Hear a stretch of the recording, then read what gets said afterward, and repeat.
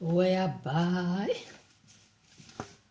እንኳን ከከርሰ ምድር የፈለቀው ውሃ ይቅርና በወር የምንከፍልበት ኮንትራት ያደረግነው የቧንቧ ውሃ እንኳን በፈለግንበት መንገድ ብንጠቀምበት የሚጠይቀን ያለ አይመስለኝም። አትክልት ተክለን በቱቦ እያጠጣን ብንጠቀምበት፣ ማጠራቀሚያ አዘጋጅተን እየሞላን ለምንፈልገው ነገር ብናደርገው፣ እስከ ከፈልን ድረስ መንገዱን እንኳን ብናጥብበት የሚጠይቀን የለም። እንዴት ነው አባይ የኢትዮጵያ ወንዝ አደራዳሪው ተደራዳሪው የበዛበት ምክንያት? አሁን በምድራችን ላይ ያለውን አባይ በእውነት ሌላ ሀገር ሊያዝበት ይችላል ወይስ አንድ የአፍሪካ ሀገር ጥቁር ሕዝብ በራሱ ወንዝ ሊያዝበት አይችልም ነው? ሊገባኝ አልቻለም። ዞሮ የሚሆነውን እያየን ነው።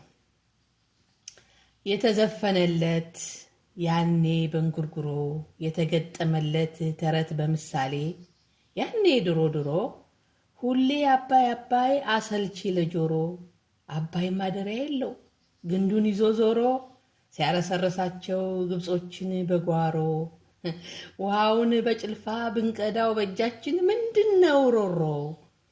ኧረ እኔ አልገባኝም የምንጮቹን ሀገር ከልካ ያለ ወይ? ውሃ ቁልቁል እንጂ አይፈስ ወደ ላይ፣ ተጠቅመን ስንጨርስ ይሄድ የለም ወይ? ግድብን መገደብ ስራ ላይ ማዋሉ ያሰኛል ዋይ። አሁንስ ተናገር አፍ አውጣ አባይ። ግድብ ተገድቦ ሀገሩ ሲለማ በቃ አልፈስም ብሎ የጠፋ ወንዝ ካለ ንገሩኝ እንስማ። ወይንስ ስለሆን ግብጾች ያበዙብን ምክር ስብሰባ ተቀምጠው ክርክር ሲገቡ አላፈሩም እኮ አባይ ሲሉ በገዛ ወንዛችን ቆመው ሲማማሉ። እንኳን በሀገሩ የሚኖረው ቀርቶ በመላው ዓለም ላይ ያለው ተሰማምቶ አባይ አስገርሞት ተናዶ ተቆጥቶ ሲነጋገርበት ሁሉም እንቅልፍ አጥቶ ባገለባብጠው ማስረጃውን ሁሉ ቆንጆ ልጅ ሲወለድ እያሉ በደስታ ብዛት ስም ያወጡ ነበር አባይነህ እያሉ። ወገኖቼ መቼም በዘራችሁ ቢያንስ አንድ አባይነህ ወይ አባይነሽ የሚባል ስም ያለው አይጠፋም። እኔ አለኝ።